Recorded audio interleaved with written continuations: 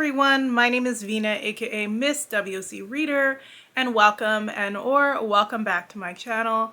Today I want to talk about things I want to see more of in books, and they are very hyper specific to me, but I think other people would like to see some of this stuff too. So I want to see more variety in terms of people of different backgrounds.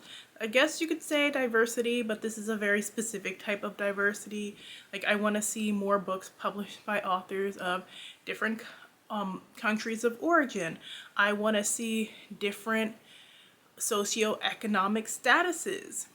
I want to see very specific tribes and just more overall experiences, because I feel like in publishing we tend to latch on to trends a lot, and then because most of publishing is based in New York City, it tends to be a lot of what is more prominent there. So for example, you will probably have an easier time finding books by Latinx authors who are Mexican and Puerto Rican and Dominican.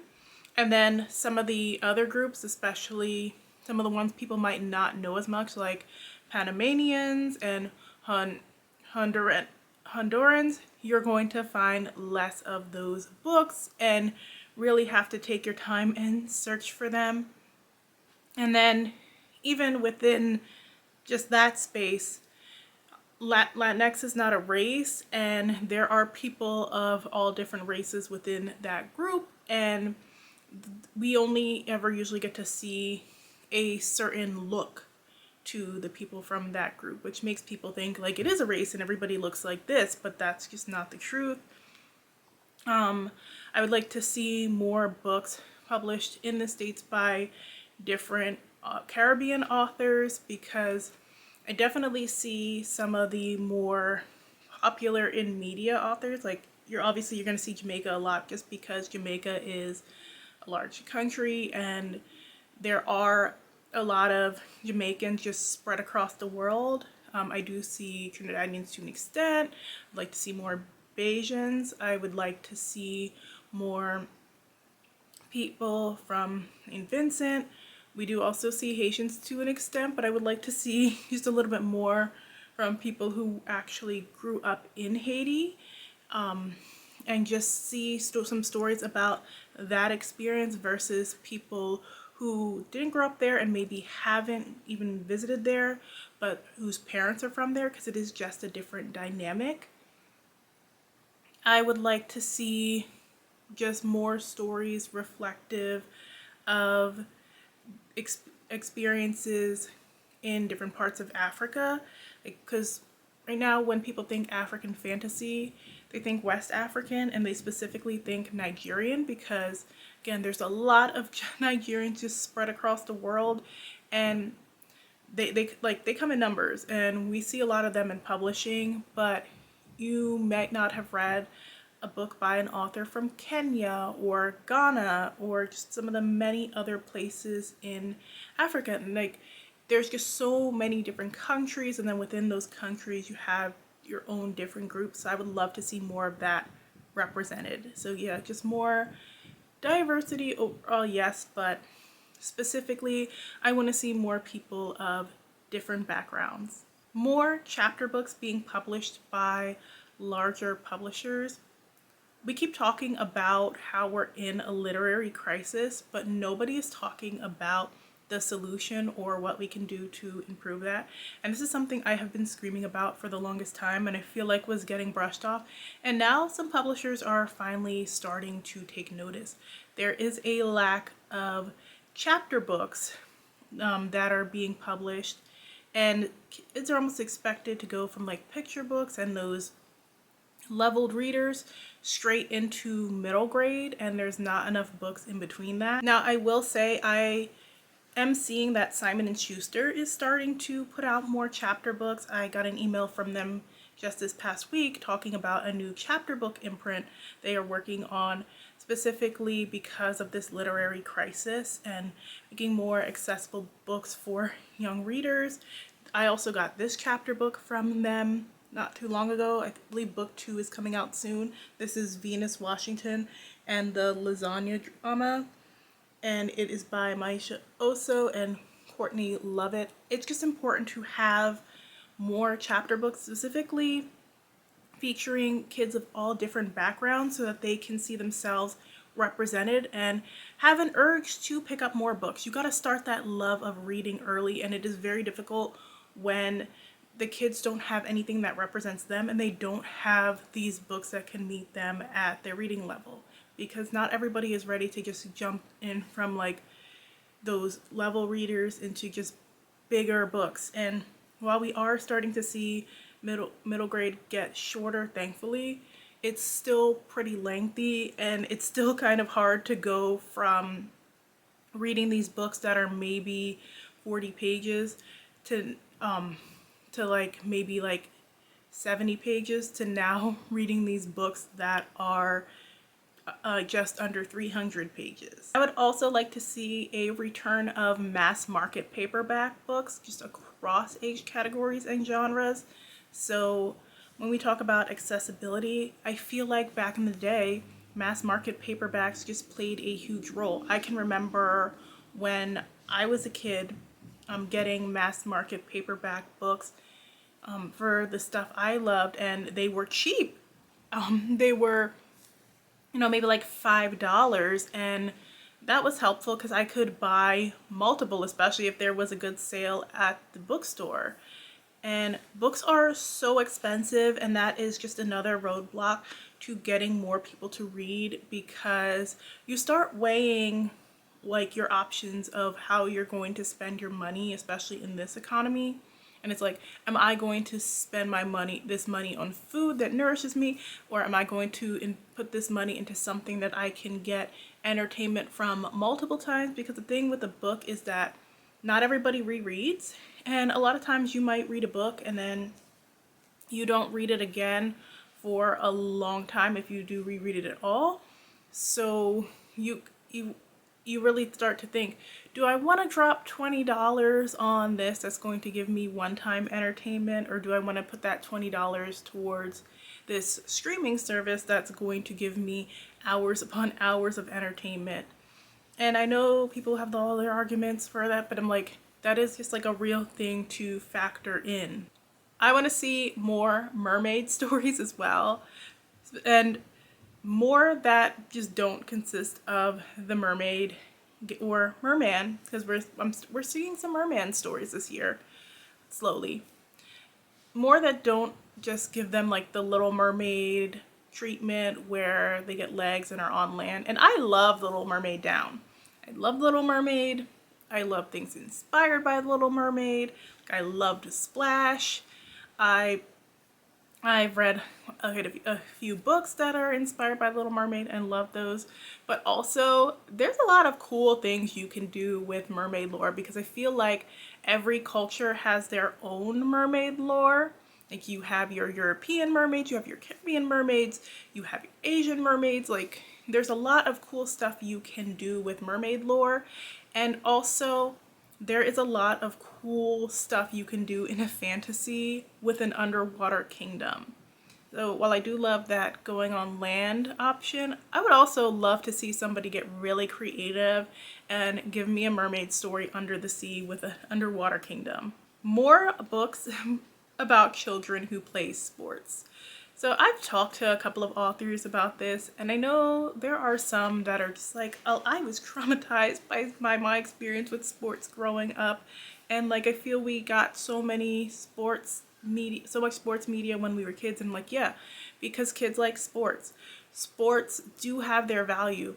They do teach you how to work with others as a team. They do instill confidence in you. They're also just a great way to keep active and healthy. And sports are a big part of children's lives. A lot of kids play on a sports team, whether it's soccer, basketball, cheerleading, lacrosse. There's just a vast variety of sports out there, and I feel like that is something that kids can easily relate to, which will encourage them to pick up books, or some of these books can even inspire them to pursue a sport that they never thought that they could, because maybe they didn't see themselves in the media surrounding it. And a lot of people do have dreams like to continue their sports after high school. We know that sports can help people get into college and help them further themselves in life. And I feel like we acknowledge that and we talk about that, but I don't really see that in books, because as much as we talk about how basketball and football can elevate a young black man's lives, where are all the stories with the black boys who play football or basketball? I feel like when I do see it in the story, it's kind of like pushed to the side, like it's nothing, or it's like they had like a career-ending injury and now they're trying to figure out what to do next. And I'm just like, but let's also have those inspirational stories about the ones who do make it further, because that is what they actually do want to see and root for. And like thinking about just around here, we had a basketball player who's like a star player, and then he was able to go off to the NBA.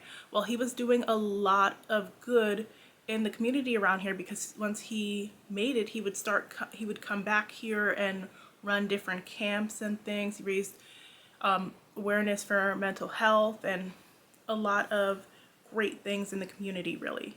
More graphic novels for kids.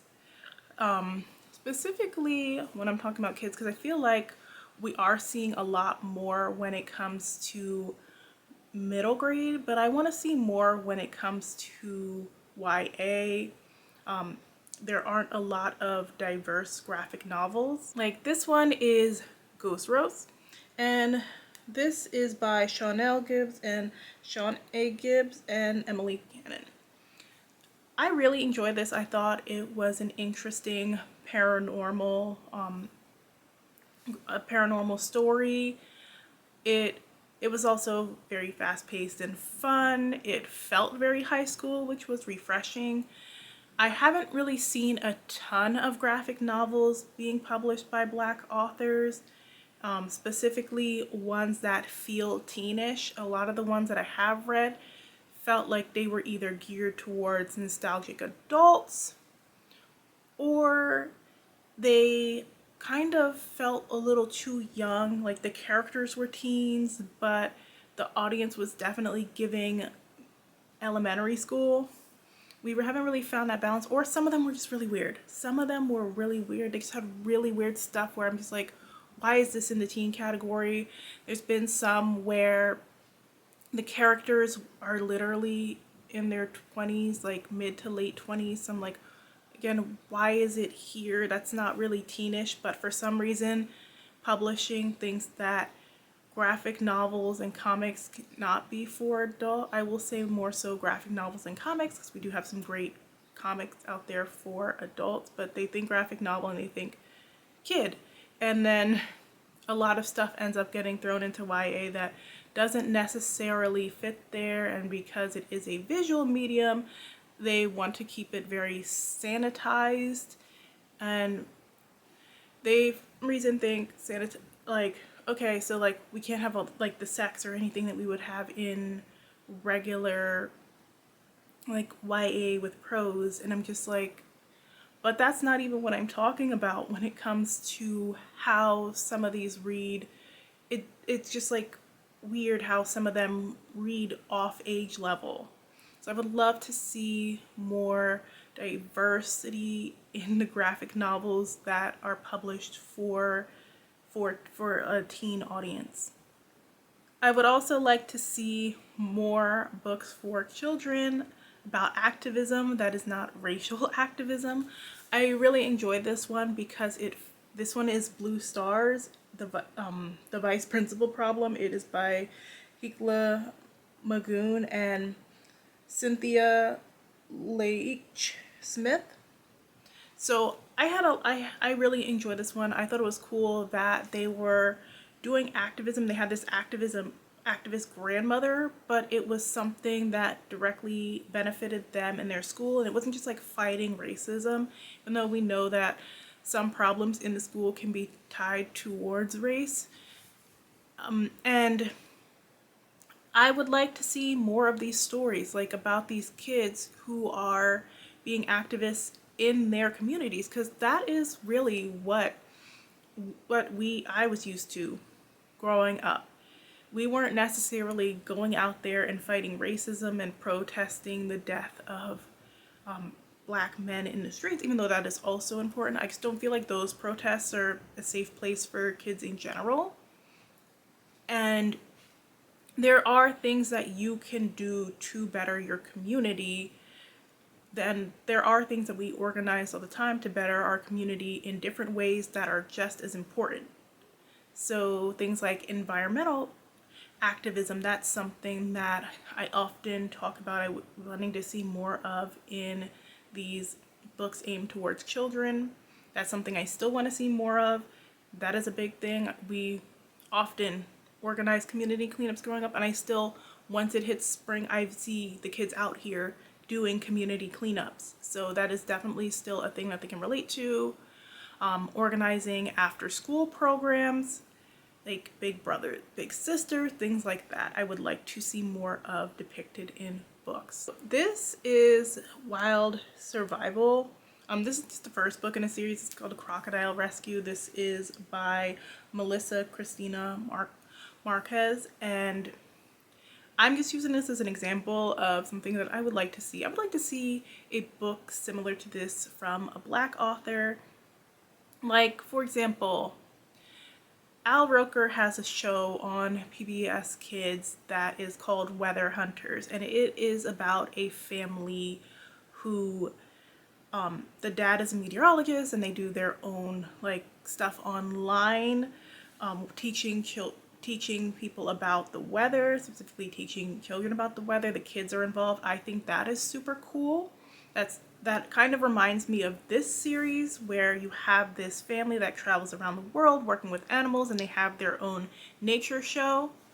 I would love to see a book series kind of similar to this where it's teaching them about something. It doesn't necessarily have to be animals. It doesn't necessarily have to be weather. It could be geography. It could be whatever, about a family that puts on their own show, or maybe they have their own podcast or their own like YouTube channel or something, and they teach them something important. It could be like about the environment, it could be about animals or something like that, because I can't really think of any books that do that.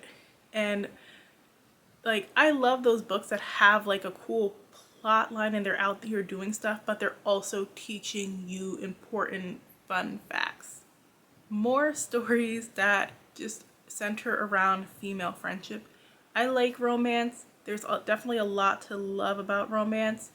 I do love, reading about that guy who is like seemingly the perfect guy at times, but then lately with romance, I feel like it's just too much about like this overly perfect guy with no faults, and I really do like to read about character growth.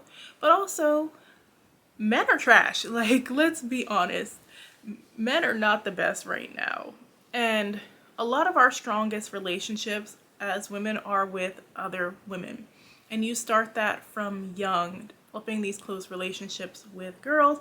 And I feel like many times when I go to pick up a romance that promotes that they are going to have female friendships, the female friendship is only in the first couple of chapters, and then it gets tossed aside to just focus on the romance for the rest of the book. And I just want to see some more books about female friendship. It doesn't necessarily have to be a romance.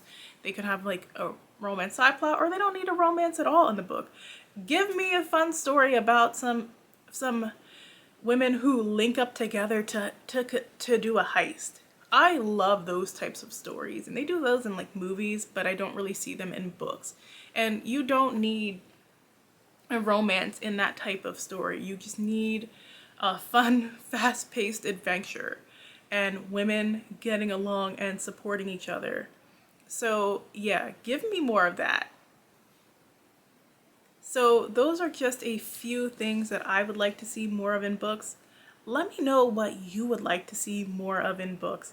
And if you like this video, make sure and hit that like button. Thanks so much for watching. I will see you guys in the next one. Bye!